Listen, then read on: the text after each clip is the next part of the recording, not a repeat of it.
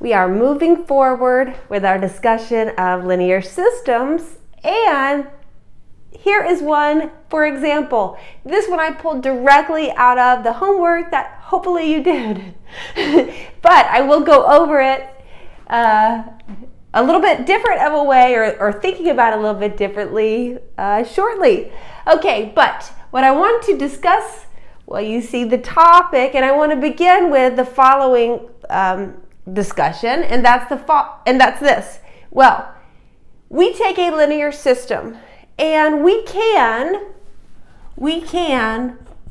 store all the information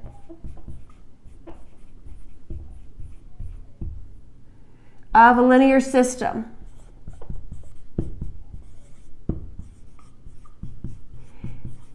into something called a matrix.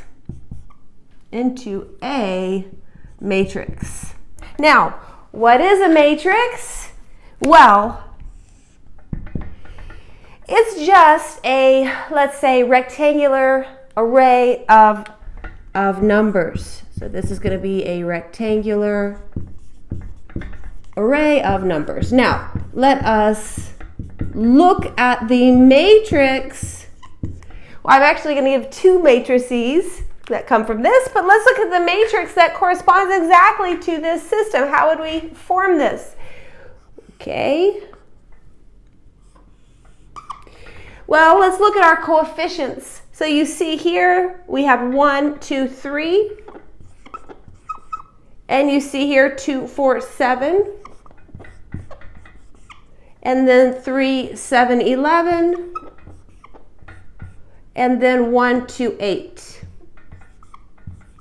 Okay?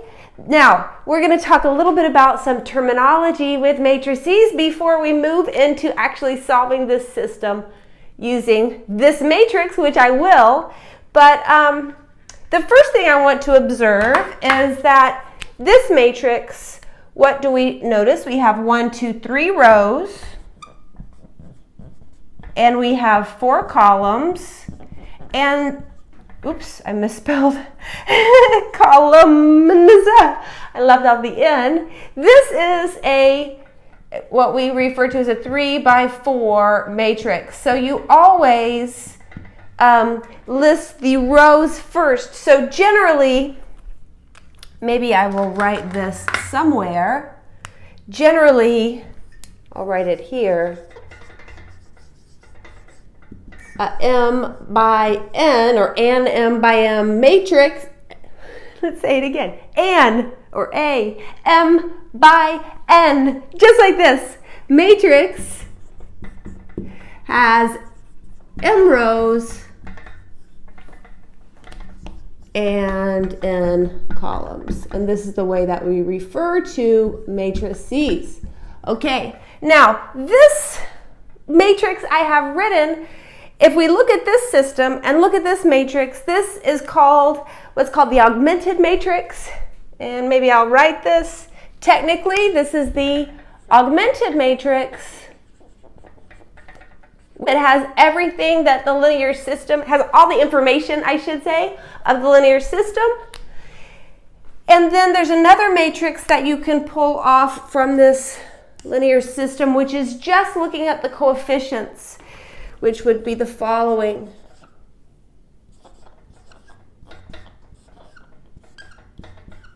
Like this. And this is called the coefficient matrix. Now we will get more into coefficient matrices and some of the stuff we do that's coming, but I just want to mention it now. The coefficient matrix is 3 by 3, right? This is a 3 by 3 matrix. Very nice.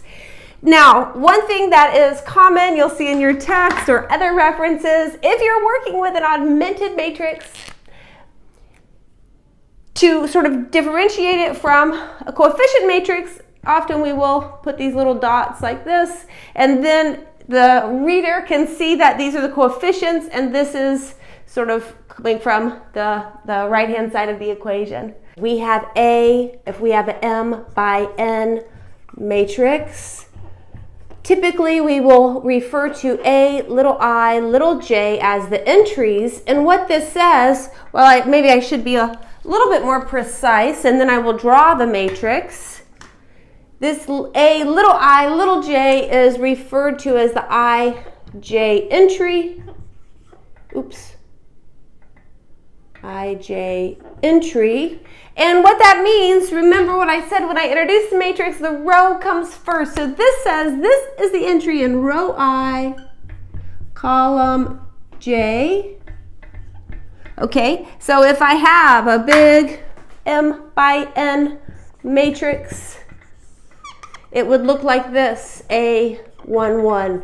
Then row 1, column 2, row 1, column 3, row 1, column 4, out 2A1.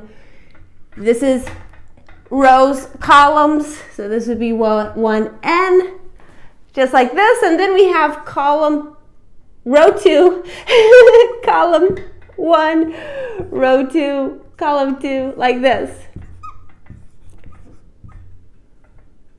4 all the way out to A2N. Of course, I'm not going to do all of these. Let's go to the very last row. You see we have M rows, so this would be AM1, AM2, AM3, AM4, all the way out to AMN. Okay, now this is pretty standard notation, and okay, very nice. Now, what are some other things I would like to say? One special type, well, this is 0, the 0 matrix. This can be any size. Well, what do you think the 0 matrix is? It is the matrix with zeros everywhere. So, you know, it could be like this. This would be a 3 by 2 0 matrix. Or it could be, okay, maybe I'll just make this one 2 rows so I don't have to make quite so many zeros. This is also a 0 matrix. This one is 2 by 1, 2, 3, 4, 5, 6, 7, okay? These are all 0 matrices. Sometimes they're just written 0. Okay, one more thing I'll say, and then I'm going to move into square matrices, is the following, is that 2 matrices, let's say A, which sometimes you'll write it like this, the matrix Aij, B is the matrix B, Ij. So this says this is a matrix, these are the notation for the entries, this is a matrix, this is the notation for the entries. Well, these 2 matrices are equal. 2 matrices are equal. Well, provided they're the same size, provided they're both, let's say, M by N, and you need Aij is Bij for all I and J. Okay, barely had enough space for that. So what this says is the only way that 2 matrices are equal is if literally every single entry is equal. Okay.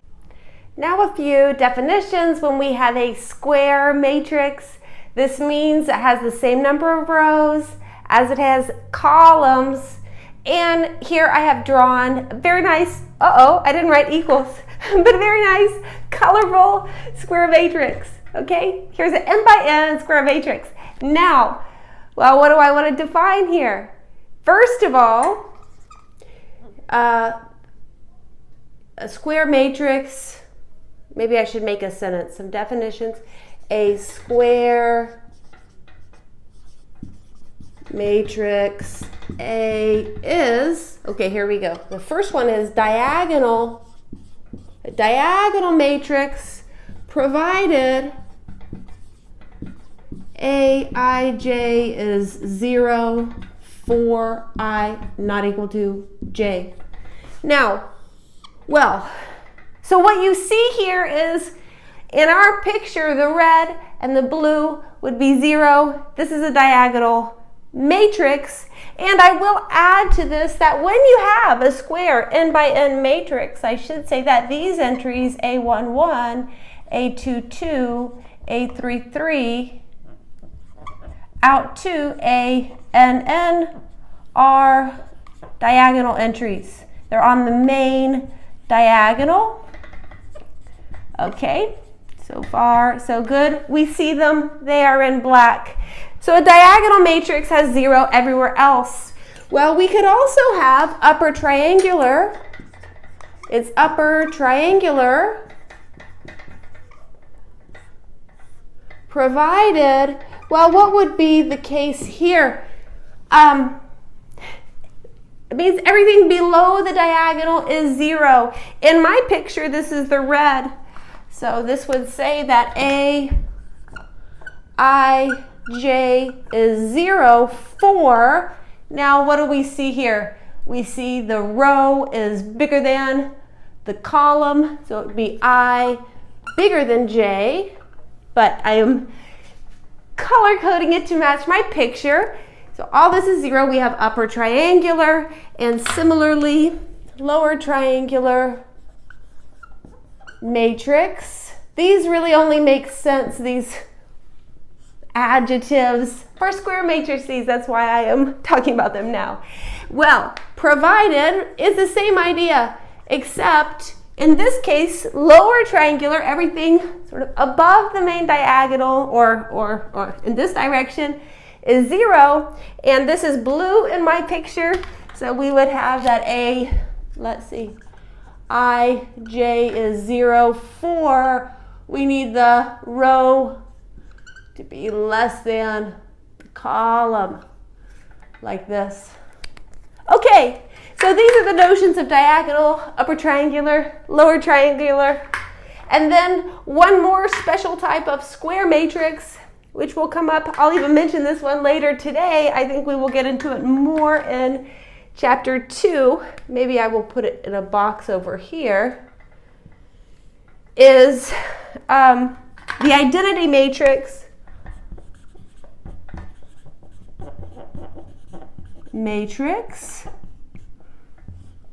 Which is I. Sometimes you'll see an I little sub n. Okay?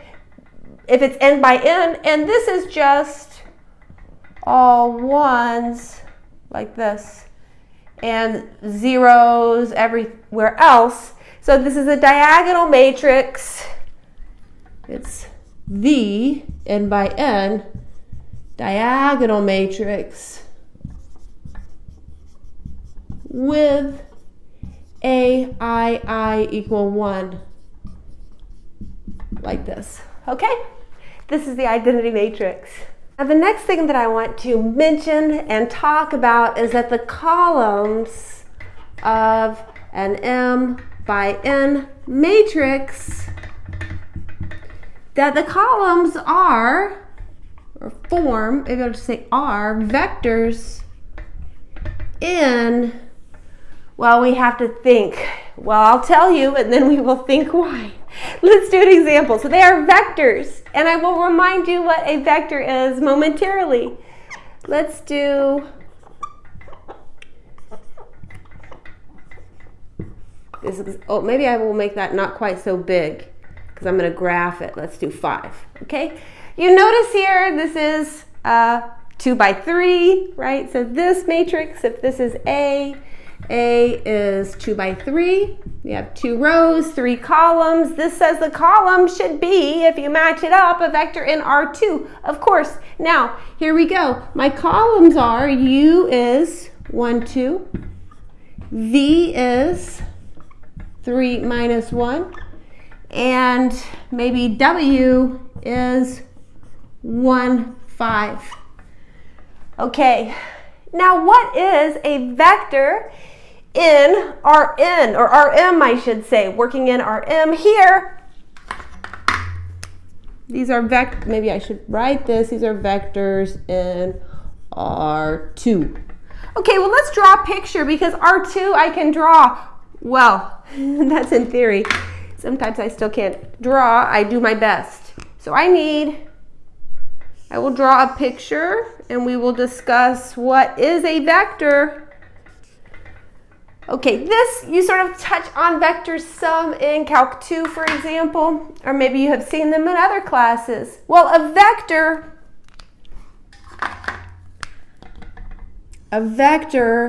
If you think about this geometrically, it's an arrow. Always. I always think of vectors as arrows. So this is an arrow that starts at the origin, or some people will say it has a tail and a head, and it points, well, from tail to head. So the tail's at the origin, and then its head is at the point and ends at the given point. Okay, so let's draw these three vectors in R2. Generally, this is m-dimensional space. Certainly, you've thought about R3. Well, we live in R3 with x, y, z, but also you could have, and we will, R4, R5, R6. You're just adding one more component, really. It's not so easy to draw or visualize sometimes in higher dimensional spaces, but if we just think about, well, I'll write one in a moment. A vector in, we'll do it right now, example. A vector in R5 would just be, would be something like this. I need a little bit of space. Would be, say, I already have all of these, say, I'll call it, say, X. Would have 5 components. So 1, 2, 3, 4, 5. Okay, this is a vector in R5, and typically with vectors we put this little hat over the top, just like this. Okay, let me pull this away from my example. How do I depict these graphically? Well, here's the origin. Now I need some tick marks. I need 1, 2, 3 in this direction, 1, 2, 3, 4, 5 in this direction. One vector is 1, 2. This is the point it ends at, and then the vector starts at the origin and ends here. Okay, it's an arrow. This one is U. Okay, then one of them is 3, Anita, -1. The vector is an arrow, starts at the origin and goes to here. This one is V. And finally, W, we find the point, 1, 5. It is way up here, 1, 5. Okay, way up here. And then the vector connects the origin to that. Maybe I'll do that one in blue. 1, 5. This was W, okay? So really every vector we think geometrically as an arrow. Let me mention a few more things. This viewpoint is what's called the standard representation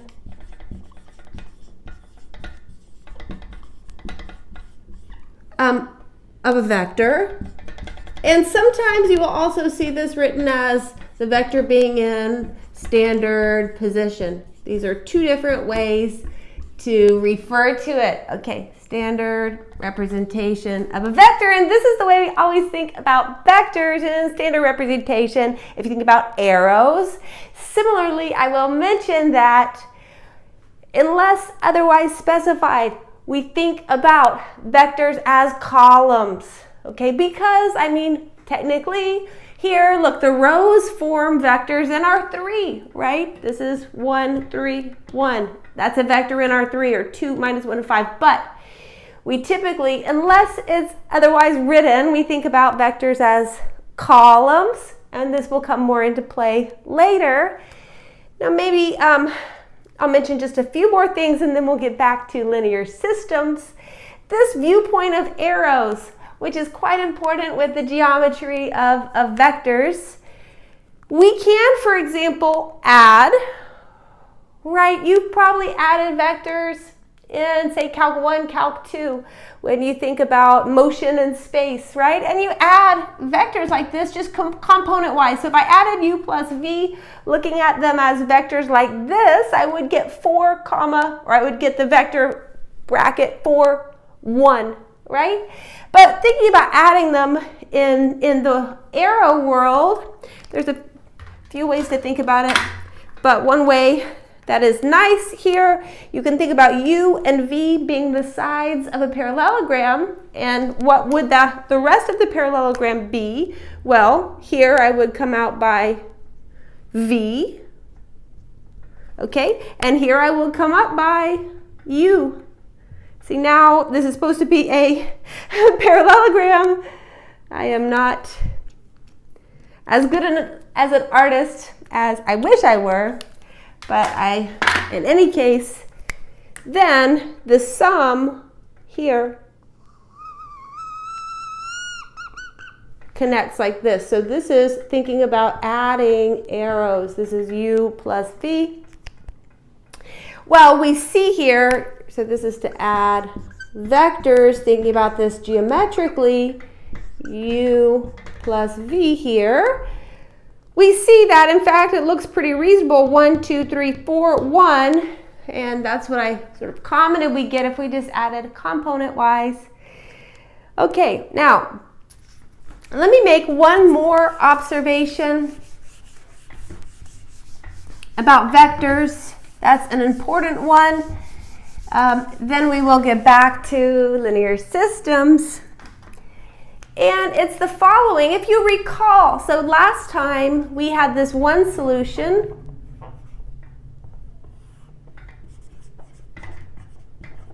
The following solution. Okay, let me look at my notes. It was 1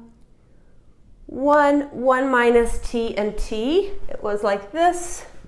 1 minus t and t. Well, this is the way I wrote it last time. If we write this as a column vector, it would be this, 1 minus t and t. This is written as a column vector. So we saw this as a solution to one of our linear systems that had infinitely many solutions. And I mentioned, well, for t in R, and I mentioned this was a line. Then we looked at some pictures in, well, 2-dimensional in Desmos, 3-dimensional in Maple. Okay, but let's think about this in terms of the vector world. Right, there's the points, there's corresponding vectors, which are arrows. So let me just pick, we know that 2 points determine a line. I'm going to try to do my best to graph in 3 dimensions to understand what this would really be as a vector's worth of lines. So in R3, it looks something like this, where this is X, this is Y, this is Z. R3, but generally, we will in this text refer to Rn or Rm. Maybe I'll use M because that's what I was talking about. We take the columns, they're vectors in Rm. This is what we refer to as a vector space. That just means it satisfies some things that we will get into. One of them is that you can add 2 vectors, and I showed you with arrows, but I just make that observation now. It means that every point in our R3 in this case corresponds to a vector, and I also discuss how we do that. You go from the origin to that point. Well, what's the line here? Let me find 2 points on the line, and then I'm going to try to draw it. The line in R3. This will be fun. Well, the easiest 2 points are when t equals 0 and t equals 1. I get the point. T equals 0, I get 1, 1, 0. T equals 1, I get 1, 0, 1. So let me graph these 2 points. I'll try to draw the line between, but then what I want to do, my purpose is to think about this vector language and the vector picture. We see Z is 0, so this would be in this XY plane, 1, 1. This one, Y is 0, so it's back here in this XZ plane where Y is 0, 1, 1. And then there's a line connecting them, and this will fill out the line. Okay, so this is my line in R3. Okay, connects the 2 points. Something like this. But I really want to make the comment about this, thinking about each point being a vector. So what's really happening here? Well, each point on this line is a vector starting here. So for example, to this point would be this vector. And then you move down, maybe to this point is this vector. And then to this one here, right? So this line here, which I've graphed, is really, you can think about it in the vector world where each vector starts at the origin and ends at some given point on the line. Those vectors trace out this line. Okay, that was just a comment observation. I want to make this clear. We will be doing lots more with vectors this semester. Now, let's move back to linear systems. Now back to this homework problem, okay? Well, I don't want to look at it like this, which is how you would have done yesterday or whenever you did it. I am going to go back to the matrix associated to this, or the augmented matrix, I should say, that we started with. So maybe I will just erase some and fill it in as we go. We see 1, 2, 3 for the coefficients. So this would be 1, 2, 3. And then I see 2, 4, 7. 2, 4, 7. And then 3, 7, 11. 3, 7, 11. And the last column is 1, 2, 8. And then I will make it look like a matrix. And this is augmented, okay? So we can put these little dots here.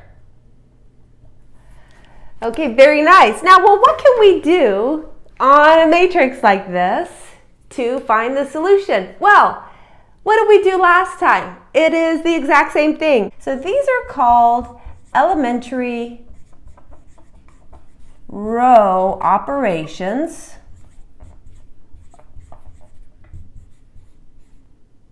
Oh my goodness, I was running out of space for the S. Okay, I thought I was going to have to recopy the whole thing.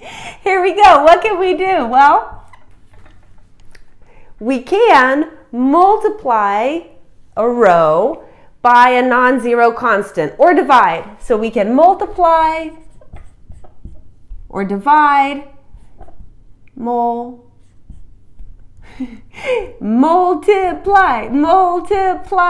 a row by a non-zero constant, or divide. It's really the same thing. Multiplying by a non-zero constant is the same thing as dividing by 1 over that constant, which will also be non-zero. Okay, fine. I'll state it this way. Another thing that we did in the last video, well, we can add a multiple of one row to another. So let's add a multiple of one row to another. And these were the only two things that we did in the last video. When we were working with, it's erased now, but we're working with the equations. Well, but there's one more thing that I can do, and I will do in this example. You could swap any two rows. Or I'll just say swap two rows. So you can interchange two rows. This is fine. Okay? But my strategy is going to be exactly the same, and I will continue to discuss this further today, where I try to get zeros below here, and then I work with this entry, zeros below here, and then I make this a 1 and sort of work backwards, okay? We will find that I will get, remember I mentioned this identity. This is the n by n matrix with all 1s down the diagonal, zeros everywhere else. We will see here in this first part the 3 by 3 identity, 1s, zeros. This is how we will solve. Now let's begin. Well, first we want to take -2 row 1 added to row 2 and -3 row 1 added to row 3. Okay, so we will have zeros underneath the 1 here and here. Okay, so this is going to be nothing is happening to row 1. Then, let's see, I get 0, 0, I get 7 minus 6, and I get 2 minus 2, like this, okay? Then here I get 3 minus 3, I get another 7 minus 6, I get 11 minus 9, and then 8 minus 3. Okay, very nice. Like this. Well, what's going to happen next? Okay, in the examples in yesterday's video, I didn't have this third interchange 2 rows, okay? This is where I will just exchange 2 rows or swap 2 rows. So I'm going to interchange row 2 and row 3. I'll write it here and then I will move below. Interchange row 2 and row 3. Okay, and then I will be able to continue as we did yesterday. I mean, the only real difference, or whatever day you watch the video, the only real difference is I'm working on matrices, these rectangular array of numbers. But what I am doing is not changing. Okay, 0, 1, 2, 5, 0, 0, 1, 0. Okay, now I can, for example, eliminate this 2, eliminate this 3 just by taking the appropriate multiple of this row. And these will become 0 and 0. In the end, what's going to happen? We will have on this side, well, it's a 3 by 3, will be 1s, 0s, 0s. This will be the identity, and this will be our answer, because it would be x is this, y is this, z is this. This is our whole strategy. Well, okay, now let's do it. So I'm going to take minus 3, row 3, add it to row 1, and minus 2, row 2, add it to row 2. Okay, so I have 1, 2, 3. Here is 1. And then this just is 1, 0. Oh, no. I was writing the wrong row. I should recopy row 3, right? And then I'm performing something on row 2 and row 1. So this becomes a 0, and this becomes a 0, and these two have not changed, right? Because if you add a multiple of 0 to either of these, you don't change this number. And now you see I only have one more step to, well, have the identity on this side, which is to take minus 2 times this row and add it to the first row. Okay, I will fit it here. So we're going to take minus 2, row 2, and add it to row 1, and we will see what we get. Well, again, and this time I will copy the ones that are not changing first, so I don't start to make the mistake I was making before. Well, this becomes a 1, 0, 0, and then this is minus 10 plus 1, negative 9. Now my solution here is really a vector. You see, this is saying that x is minus 9, y is 5, z is 0. And so the solution, we want to write our solution. It is a vector here. It's a vector in R3. It's x, y, z equals minus 9, 5, 0. Okay? Here's another example. What we see here is a little bit, now this is different, I guess, in some ways than what we did yesterday. Yesterday we had 2 equations, 2 unknowns, or 3 equations, 3 unknowns, as was our first example, 3 equations, 3 unknowns. Here, you see we have 1, 2, 3, 4 equations, 4 unknowns, and we have 3 equations, but it's still a linear system, okay? It's fine. Linear system, right? We see coefficients times variables all to the 1. There's no products, there's no higher powers, things like this. Okay, well, the way I've spaced it, we can easily write down the corresponding augmented matrix. Okay, again, maybe I will do it right on top. What are the coefficients I see in the first column? 1, 0, 1. Here we go. So it's 1, 0, 1. In the second column, I see 0, 1, 1. Okay, this will be 0, 1, 1. Here I see minus 1, 2, 3. Minus 1, 2, 3. Minus 1, 2, 3.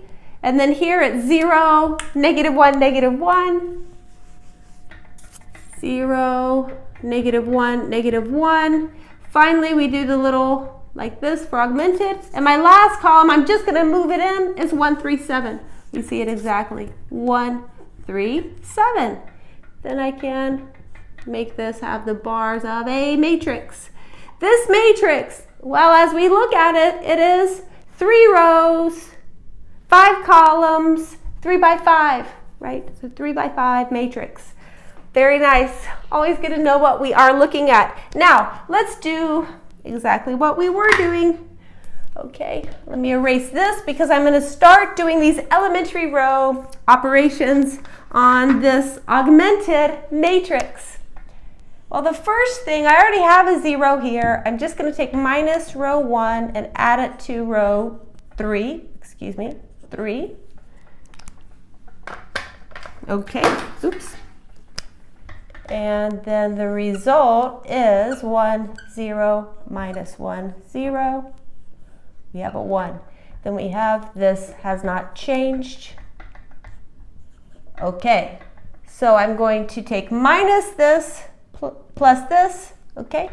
0, 1, this is a 4, minus 1, and 6. Okay, well now, here's this one that I'm going to work with, and I will try to get rid of this one, turn it into a 0. This will be, we're going to take minus row 2, add it to row 3.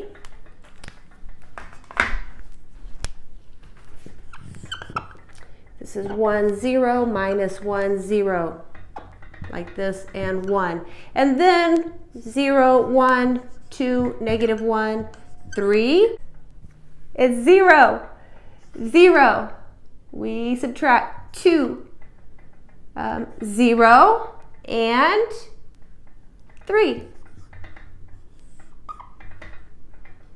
Okay, well, here I'm going to multiply row 3 by 1/2. This will allow me to solve for, well, this is x, y, z times 1/2 to R3. Okay, this will allow me, as I mentioned, to solve for this z. None of this changes. Minus 1, 0, 1, 1, 2, minus 1, 3, like this. And finally, this is where it's augmented. I have 0, 0, 1, 0, 3/2. Okay? Well, now I want to make a 0 here, make a 0 here. This will be the last example I do before I start bringing in more terminology, okay, which will be helpful for us. So what am I going to do here, right? This is exactly how we were doing in the last, sorry about that. In the last video with linear systems, we're just performing the same thing on matrices. Okay, so we're going to take, we move up, we're going to take minus 2 row 3 and add it to row 2, and we're going to take row 3 and add it to row 1. Okay, so I will have zeros above. And now let's write what results. Okay, well, what is not changing is row 3. So let me start by recopying that. And then I will focus on the other 2. See, both the other 2s have something happening. Okay, So then this will be 0, 1.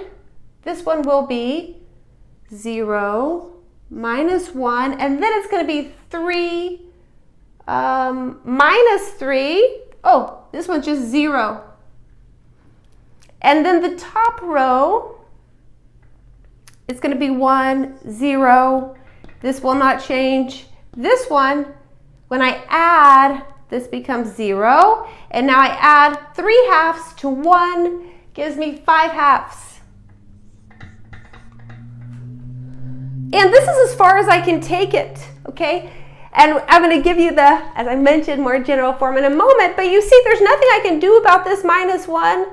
In fact, what's on this left side of the dashes is not square. So there's no way I would ever be able to get the identity anyways, right? It's not square. Over here is a, well, 3 rows, 4 columns, 3 by 4 matrix. Okay, well, but we can certainly solve here. If we go back and think about our equations, we have something sort of free, which is if this was x, y, z, w, it's the w line, okay? That once we set w, so let's suppose w is just something, t, and then this says that y minus w is 0, so you see we get that y is t. And then this says x is 5 halves and z is 3 halves. So our solution, this was my little side work, our solution looks like this.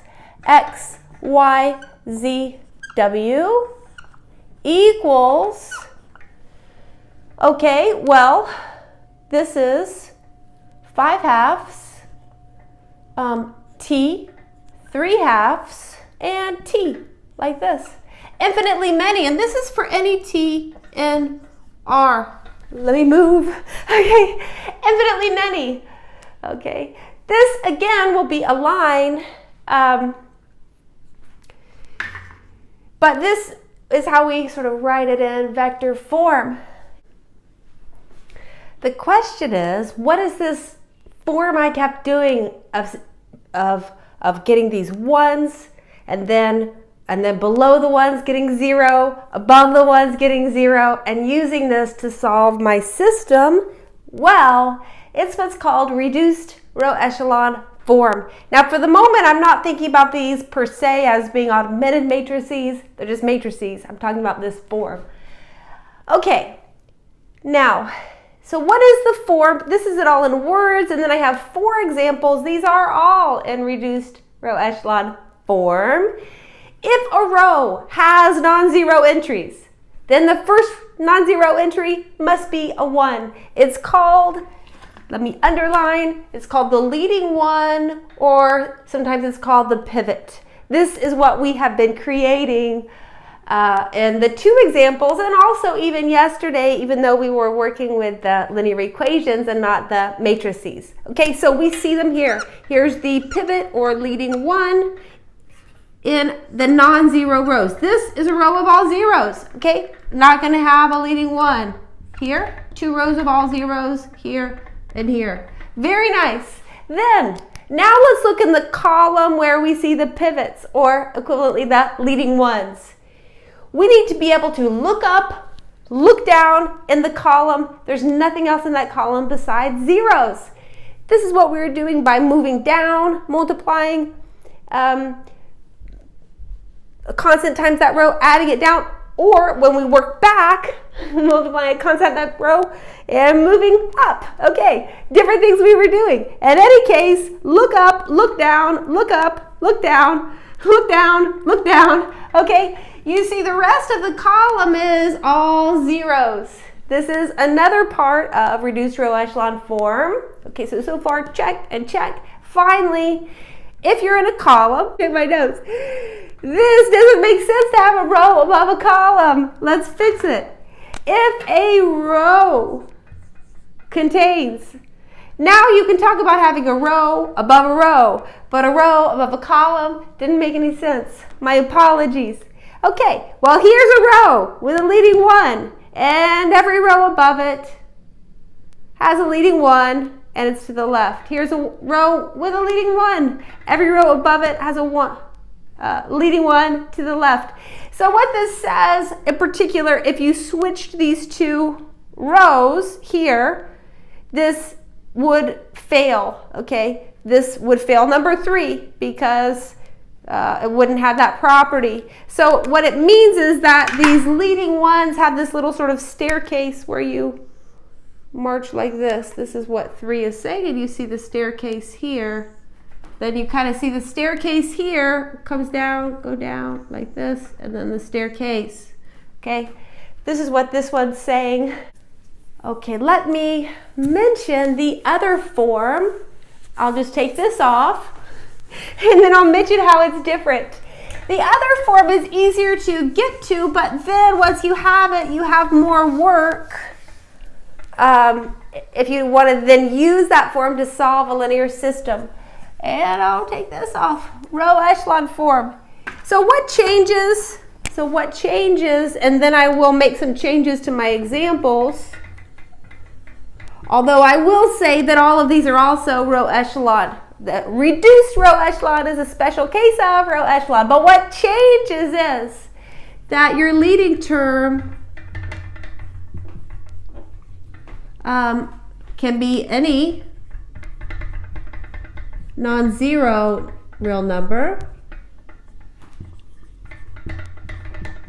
And the other thing that changes is you only require zeros below the leading term in its column.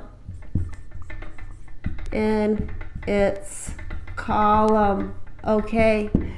Well, let's just change these examples some. This means this could be a 5, but I still have to have the zeros below.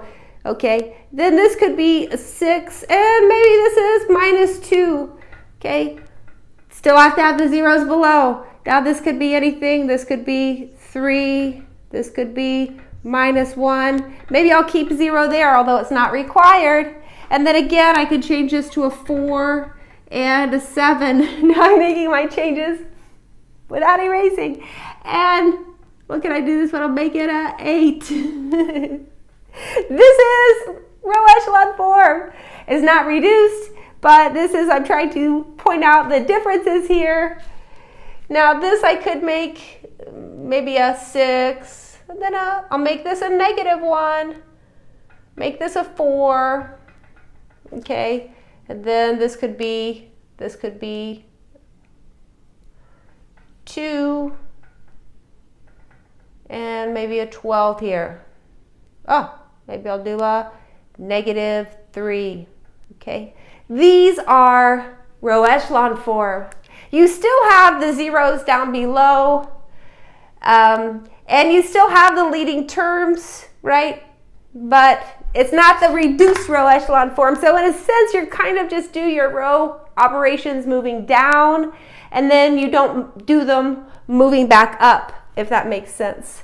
Transform an augmented matrix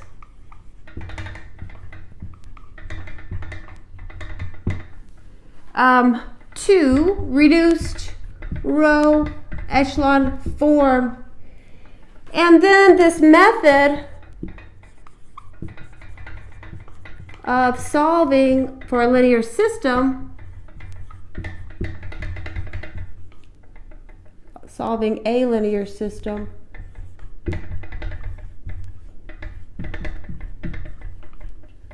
well, this is called Gauss-Jordan elimination. Gauss-Jordan elimination. Okay, and the thing is, we have already done 2 examples of it today, and technically, this is how I began the last video. And I did that on purpose, because even when I was doing a 2x2, I did not want to just do anything to solve the system. You remember I kept saying there's a method here, and we want to get it down, and it was building to this because the method is so important. It has a name, Gauss-Jordan elimination. Okay, Well, maybe we will do another example. One more. I didn't start off by handing you the linear system per se. I handed you the augmented matrix, but I mentioned it has all the information stored here. It says x minus y plus z is 0. X minus 2z is 2, for example. And then there's 2 more equations. Here we have 4 equations, 3 unknowns. So for example, this part on the left-hand side of this, the dots, we will never see an identity because it is, it's not square. So it's not going to be an identity matrix over here. Nevertheless, we can perform Gauss-Jordan elimination. Okay, here we go. Well, the first thing, now that I've introduced the language, I can speak to the language. We see a leading 1, and we want to have zeros underneath because I am shooting for reduced row echelon form here. Okay, so what am I going to do? I'm going to take minus row 2, add it to, no, minus row 1, excuse me, add it to row 2, and take minus 2 row 1, add it to row 3. Okay, I'm missing my blue. Maybe this is it. I have a few blue markers. Well, this one looks good enough. 0, and then we have a 0, positive 1, minus 2, ooh, no, minus 2, be minus 1, minus 3, and 2. And then here I'm taking 2 times this row, minus 2 times this row. I said it wrong. Add it to this one. We get 0. We get positive 2 minus 1. And then this will be negative 2 plus 1. Okay, very nice. Row 4, I haven't done anything to. And you see already we have zeros underneath this leading 1, or this pivot, another way to say it. I have room. Let's do the next one here. Well, now you look to the next row and you see we have already, it's a 1. And so what I need to do is move down, make those zeros. This is the exact same method that we had been doing before I introduced the language of reduced row echelon form. Okay, so I'm going to take minus row 2, add it to row 3, minus 2 row 2, add it to row 4. And then I will have, oh no, I want to write it here. Let's see if I can. We have 1, minus 1, 1, 0. This will be, well, I haven't changed row 2, so I just recopy. Now I have 0, I have, subtract, 0, I have minus 1 plus 3, and 4 minus 2. And then finally, I take minus 2 times this added here. I get 2 zeros. And then this is, this will be 6 minus 5 and 5 minus 4. Okay, then there's dots here, which I wasn't sure if I would put because it's kind of squished. I was running out of space, but we managed to fit that matrix. Okay, well, we have, so far we have a 1, a 1. Now I need to make this entry a 1. What I'm going to do now is I'm going to take in, say, multiply a half to row 3. I'll just do this and then I will do the next step. There's a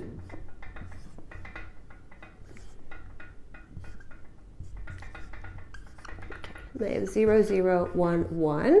Very nice. And then I recopy here. And you notice, look, row 3 and row 4 are exactly the same.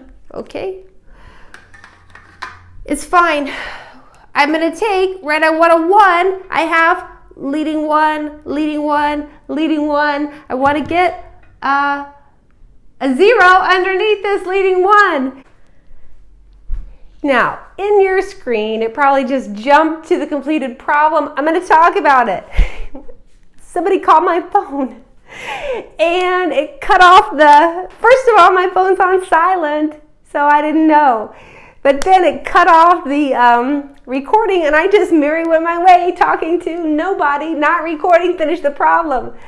Okay, so let's discuss it, especially because it's already on the board rather than me erasing and re-recording. This is the joy of doing this in my home, right? Okay, so I believe watching back the video, I ended right here. And if you notice, these two rows are the same. I want reduced row echelon form. And so I need a 0 underneath this leading 1. Okay, so what I do is I just take and subtract this row from this row, take -1 times this row, add it to this one. Okay, and then this is what I get. I get zeros. In the bottom row, the rest is recopied. Okay, don't look too far ahead. My comment, and this underlined, is the following. You notice right here, I am in row echelon form. It's not reduced because if you look above here, here, and here, above these leading ones, we don't have zeros yet. Okay, so this is not yet in reduced row echelon form. Okay, well, so what do? I need to take 3 times row 3, add it to row 2. This will get rid of, or turn this -3 into a 0. Take negative row 3, add it to row 1. And this 1 will become a 0. And ta-da! Okay, the magic of having actually already done this when my phone wasn't recording, here it is. Well, I'm still not in reduced row echelon form. This leading one is okay, only zeros in this column. And this leading one is okay, only zeros in the column. But the final thing to do is this -1 needs to be a 0 so that for this leading one, only zeros in the column.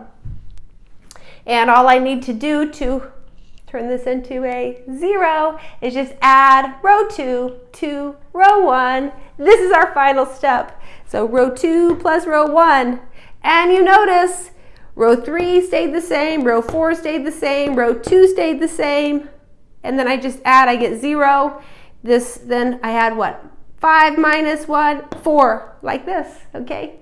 This is in reduced row echelon form. And you see it because leading 1, leading 1, leading 1, and then maybe I won't underline them, but the rest of the columns are all zeros. And if I take a row that has a leading 1, I look above, the rows above it all have leading 1s and they are on this side. So in particular, one thing that is required with that third characterization of reduced row echelon form is that if you have a row of all zeros, as we do here, it must be at the bottom. It could not come above this, for example, because like if you switch these two, it would not satisfy the third condition. Now, once we see this, we can just very quickly solve, and our solution is a vector, and our 3, it's the number of variables we had. It's XYZ is 4, 5, 1. This is the beauty of reduced row echelon form, because you can immediately or very quickly glance and see the solution if there is one, or you can see the form. If there's infinitely many, you would see that too. One comment I wanted to make, then we will be finished. Well, let's see if it's still recording. Okay, yes it is. One comment I wanted to make, which is here, if this number was anything else, any other number besides 5, we would not have any solutions to this system. Let's change it. I'm not going to go that far. I was going to only do this example, but let's actually put in some numbers and make my comment. Because this is an important thing to understand that can happen, and we saw an example of last time. So let's change this to 6. Okay, fine. I changed it to anything but 5. I could have done 5.1 if I wanted to. Now what happens? let's follow through. Well, this here is, we haven't changed row 3. This is a 6. Okay, come over here. Okay, excuse me, row 4. Didn't change row 4, still a 6. Now, minus row 2, added to row 4. So this is now, or minus 2 row 2 added here. So this is now 6 minus 4. This is now a 2. Here's going to be the problem. Maybe I should have left another step or 2, because then what did we see? We saw 1 minus 1, 1, 0. Maybe I'll recopy. I think I erased too much. My apologies. We had this, right?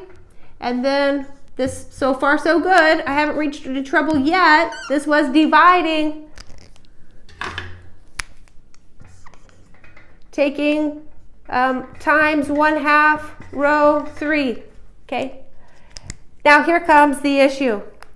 Now I would do the very next operation, which was, let's see, row minus row 3, add it to row 4.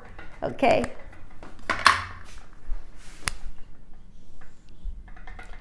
One minus 1, 1, 0, 0, 1 minus 3, 2.